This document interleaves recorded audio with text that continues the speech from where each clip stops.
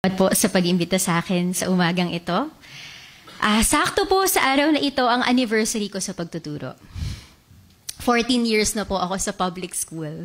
At aaminin ko, hindi po ako okay. Pagod ako, frustrated, heartbroken. Nagayos lang po ako para hindi halata. Ang tanging dasal ko lang para makatuloy sa mga susunod na araw ay na sana magamit pa rin ako ng Diyos kahit sa pagkakataong mahina ako. Hindi ata ito ang pinaka-ideal na panimula sa isang inspirational speech. Pero sa panahon ng Instagram at Facebook, sa panahon ng filters, kung saan pwedeng puro maganda lang ipakita, baka ang mas kailangan nyo mula sa akin ay honesty. Sana sa pagtayo ko rito, makita nyo ang realidad ng pagtuturo. Na ito ay nakakadurog, nakakabasag, nakakapagod. Pero gusto ko rin ipakita na, andito pa rin ako. Tatayo, kakapit, magpapahinga, tapos magpapatuloy.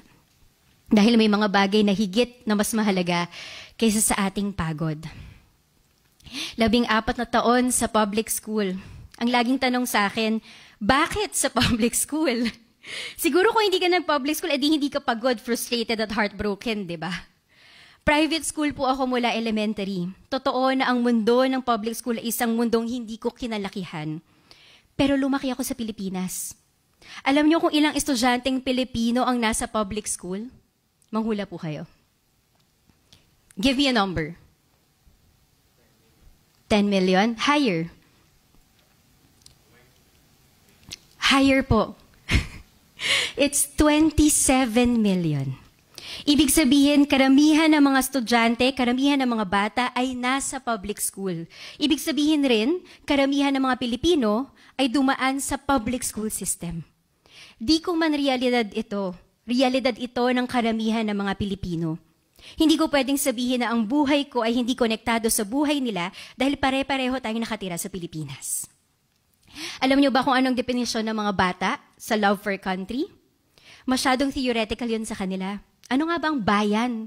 Kayo ba alam niyo ba anong bayan? Lugar ba yun? Pero alam nila ang love for others. Pagmamahal sa kapwa. At ito ang definisyon nila pag tinatanong ko anong ibig sabihin para sa kanila ng pagmamahal sa bayan. Ng pagmamahal sa bayan ay pagmamahal sa kapwa Pilipino. Swerte ako na nung nagdesisyon akong mag-shift from medicine to education, nakakuha ko ng scholarship sa Singapore para sa isang postgraduate diploma course in education. Parte ng programa ay practicum teaching. Ito ang una kong practicum teaching kasi hindi naman ako education major. Na-assign ako sa Juying Primary School. At sa unang araw ko, sakto, flag assembly. Lahat nasa isang malaking hall, teachers, students, admin. Nagsimulang patugtugin ang Singapore National Anthem. Nagulat na lang ako kasi bigla ako naiiyak. Naisip ko, unang beses kong pagtuturo, sana lupang hinirang ang naririnig ko. Sana ngiti ng mga batang Pinoy ang nakikita ko. Doon ko na-realize na kahit gaano kaganda sa ibang bansa, uuwi ako. Wala man tayong classroom na kasing ayos ng sa Singapore, wala mang maayos na facilities at materials, hindi man sapat ang sweldo, mukha naman ng mga batang Pilipino ang kaharap ko. At kung galingan ko sa pagtuturo, batang Pilipino ang gagaling, hindi taga-ibang bansa. Dahil nakakabit sa pagtataya natin sa kabataang Pilipino ang pagtataya natin sa bayan.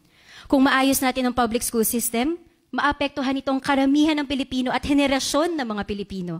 Magkakaroon tayo ng mga mamamayan na mas marunong mag-isip, marunong kumilatis, may tiyagang maghanap ng solusyon, mas maingat sa mga desisyon. Kung ganito, nai-imagine nyo ba anong klaseng Pilipinas ang mabubuo natin?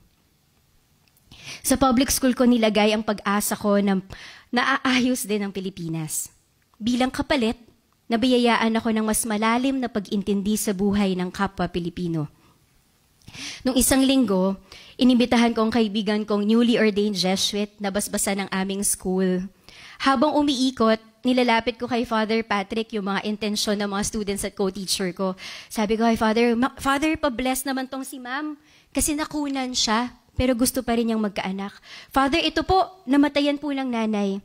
Father, ito, mabigat ang pinagdadaanan ng pamilya.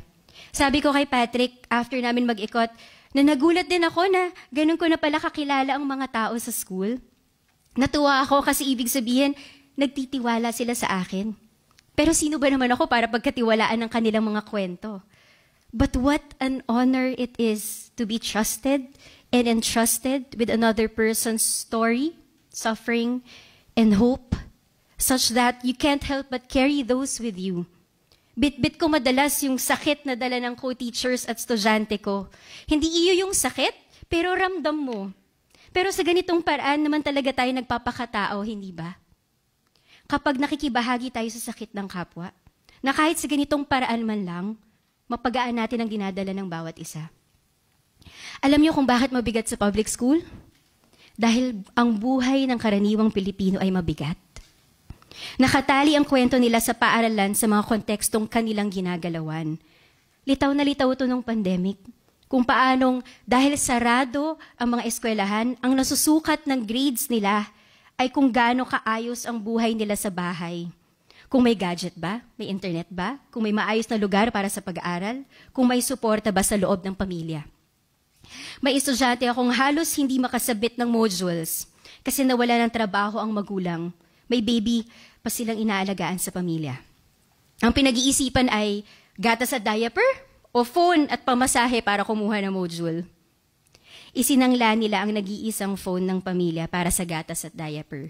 Kasi hindi niya maipasa ang modules niya. Hindi rin siya maka-attend ng klase sa group chat. Grade 6 ang hawak ko, graduating students. Isa lang siya sa maraming estudyanteng nangangailangan ng suporta nung pandemic.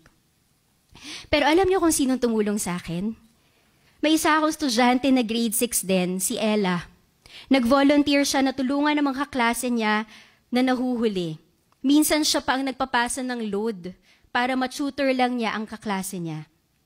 Dahil sa kanya, nagkaroon po ako ng 2 pang student volunteers. At dahil sa kanila, nairaos namin ang school year. Ang galing. Mga munting bayani ng pandemya. At ito ang biyaya ng nasa public school. I see the worst circumstances, but I also see what's best in us as Filipinos. Bilang Pilipino, minsan pakiramdam mo, binibigo ka ng kapwa Pilipino, di ba? Bakit ganito tayo mag-away online? Bakit nananahimik tayo kahit kitang-kita nating mali? Bakit ganito tayo pumili ng mga pinuno? Pero dahil sa karanasan ko sa pagtuturo, hindi ko maaalis na maniwala at magtiwala dun sa nakita kong maganda at magaling sa ating mga Pinoy. Baka ganun nga talaga ang mga teachers. We never give up on people.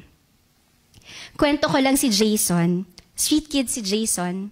Naging estudyante ko siya nung grade 6 din siya. Sa unang linggo pa lang ng pasukan, tulog lang po siya sa klase. At madali ko siya mapansin kasi sa lahat ng nakaputing polo, siya lang ang naka-green t-shirt. Wala kasi siyang pambili ng uniforme. Pero kahit ganon, hanga ko araw-araw, andun siya sa klase. Tulog, pero pumapasok. 10 silang magkakapatid at hindi sila gaanong malagaan dahil magkakasunod sila at napakababata pa ng iba. Tatay niya ay nakulong dahil sa drugs. Dati kinukuha ng tatay niya yung mga perang nakukuha niya sa pagbabarker, yung pagpapapark ng jeep, di ba? Ganyan, or magpapapasok sa tao sa jeep. Kaya pinipili niyang matulog na lang sa harapan ng bangko. Tapos makikiligo siya ng umaga para makapasok siya. Kaya pala lagi siyang tulog. Pero sa tiyaga niya, nag-graduate siya ng grade 6. Sabi niya sa akin noon, gusto niyang maging sundalo. Ayaw niya pumunta sa graduation day kasi wala siyang masusuot at wala siyang kapamilyang pupunta. Sabi ko, huwag kang mag-alala. Kami ng advisor mo ang tatay yung magulang mo. Binilan din namin siya ng pants at shoes na magagamit din niya sa high school. Pinakain namin siya sa Jollibee para meron naman kaming simpleng selebrasyon. Nag-order siya ng marami, pero inuwi niya ang kalahati para sa kapatid niya. Natanggal si Jason sa high school. Muntik daw niyang maitulak ang teacher niya sa hagdan. Brusko kasi siya, palamura, palaban.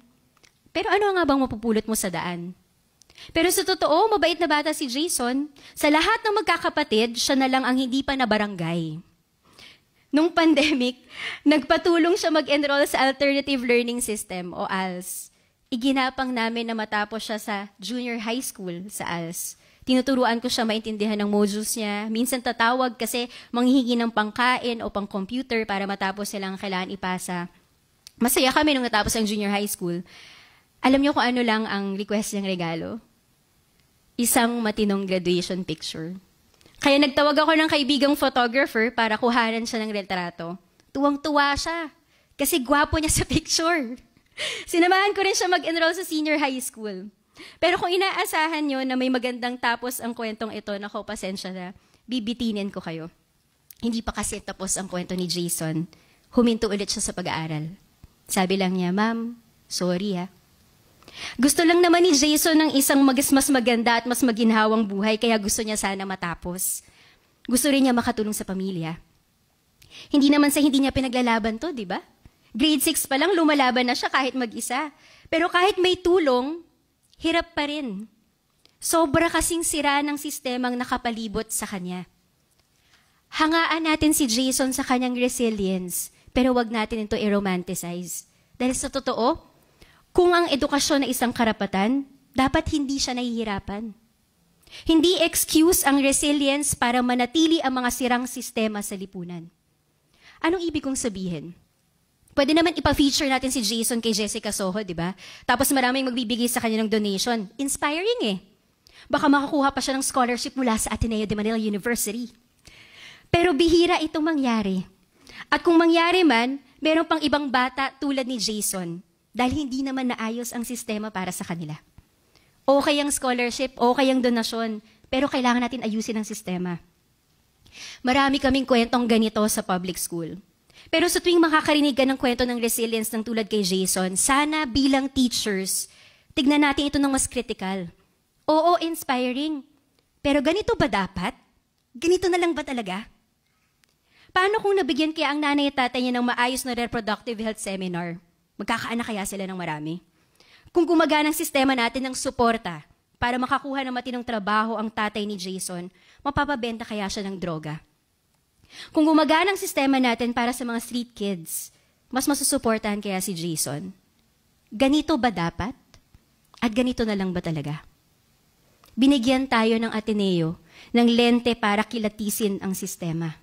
Dito mo gamitin ang mga natutunan mo sa mga taon mo sa Ateneo. At sasabihin ko sa inyo na dahil kayo ay Atenista, hindi ka pwedeng magturo lang. Kung effective ang Ateneo education at formation sa'yo, hindi mo maiiwasang mag-overthink. Sakit nga natin yun, di ba? At mag-reflect sa mga nangyayari sa mga estudyante mo, sa eskwelahan mo. At hindi mo rin mapipigilan na may gawin. Pero we also need to learn to be patient. Nung unang mga linggo ko sa public school, kinukwentuhan ko si Ma'am Atchut, baka naging teacher niya siya, na marami akong nakita na hindi dapat. Gusto ko nang ireklamo yung mga co-teachers ko. At ang sabi lang ni Ma'am Atchut sa akin, very wise words, "Sab, if you go against them now, how are you going to get them on your side?" 14 years after, Ma'am Atchut, pwede ko na pong sabihin na I was able to get them on my side. Nagtutulungan na kami para maayos ang sistema kahit sa kulyat man lang. At kung kaya natin at may puwang tayo, if there's space for us, subukan nating impluwensyahan ang mga polisiya. I'm grateful that the Ateneo community has always been a source of support. Mula sa mga mentors na hanggang ngayon ay nangungumusta pa rin, hanggang sa actual partnerships and help. Every time may estudyante akong may sugat o sakit o kailangan ipacheck sa doktor, dinadala ko sa University Health Center kay Doc Sho Marquez. And he and his team would treat my students with so much care and compassion. Buhay ang cura personalis. Mahiya na lang ako kung hindi rin ako magcura personalis sa mga estudyante ko. May co-teacher ako dati na diretso akong tinanong, "Sab, kung hindi ka Atenista, mapapansin ka kaya?" Kasi yung nanay ko matagal ring teacher pero hindi siya nabigyan ng mga pagkakataon na tulad ng nabibigay sa'yo. May punto ang co-teacher ko. Hindi naman talaga patas ang lipunan. Bilang Atenista, galing tayo sa side ng privilege. Dapat aware tayo dito. Minsan nahihiya ako na I'm given more or treated differently. Ang swerte ko, pero ang daya, kasi others also deserve the same. May guilt and shame kasi maraming magagaling na teachers pero dahil sa pinanggalingan ko, may edge na ako kagad. Kaya kailangan ko i-check ang privilege ko every now and then. At kaya rin sinasabi ko na hindi tayo pwede magturo lang. Dahil may pribilehiyo ka, may kakabit itong responsibilidad. Sa kung nasan tayo, paano natin gagawing patas para sa iba? Willing ba tayong i-let go o i-share ang privilege na to? Sa 14 years, isa sa privilege na ibibigay sa akin ay mabigyan ako ng platform para magkwento tungkol sa public school. Ang mga hirap at pag-asa namin sa public school. Mas madali sana ang buhay ko kung magtuturo na lang ako. Hindi ko naman gusto ang makilala bilang bosses na mga public school teachers. Ang bigat nun. Pero dahil ibinibigay ang privilege na ito sa'yo, anong gagawin mo? Kaya ako nagsimulang mag-train ng co-teachers at mga estudyante ko para magbigay ng talks. Kasabay ko sila na nagsasalita. Dahil hindi lang naman ako ang may kakayahang magkwento. Nagkataon lang na ako ang nabibigyan ng pagkakataong magkwento.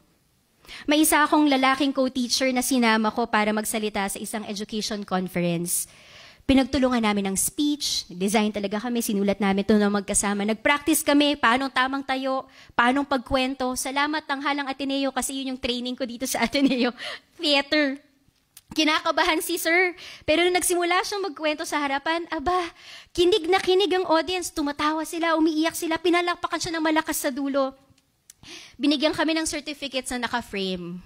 Sabi ni Sir Benji sa akin, Ma'am, ngayon lang ako nakatanggap ng certificate na naka-frame. Nilagay daw niya yon sa paanan ng kama niya bago siya matulog kasi di siya makapaniwala na nagawa niya yon. Sabi niya, Ma'am, mahalaga pala ang kwento ko. Mahirap magturo sa public school? Oo. Nakakapagod, nakaka-frustrate, heartbreaking. Worth it? Sobra. Worth it yung pagtsatsaga nung nakita ko ang gulat sa mata ni Lawrence nung maka 9/10 siya sa quiz. Kasi hindi siya naniniwala na kaya niya. Worth it yung pagtutok para turuan magbasa si Camille dahil pagdating niya sa high school, nag-honor student siya. Worth it yung paghahanap ng mga sponsors para sa aming library dahil ngayon, paboritong-paborito siyang tambayan ng mga bata. Tara, public school na rin po kayong magturo. 14 years since I started teaching. Kaharap ko pa rin araw-araw ang mukha ng mga kabataang Pilipino. Hindi nila alam, sabi ko sa inyo, hindi ako okay eh. Hindi nila alam na kapag kaharap ko sila, kaharap ko ang dahilan bakit ako nagpapatuloy. Hanggang ngayon, sila pa rin naman ang pinagkukuhanan ko ng lakas, tapang, at pag-asa. Natutuwa ako na pinili niyo mag-minor sa education. Sagradong propesyon ang pagtuturo at hindi ito para sa lahat. Bilin ko lang na pagtapak mo sa loob ng sarili mong classroom, hayaan mo rin silang turuan ka. Turuan ka paano maging magaling na guro at paano maging mabuting tao. Yan ang mga aral na sa kanila mo lang pwede matutuhan. Good luck sa mga susunod na hakbang at binabati ko kayo.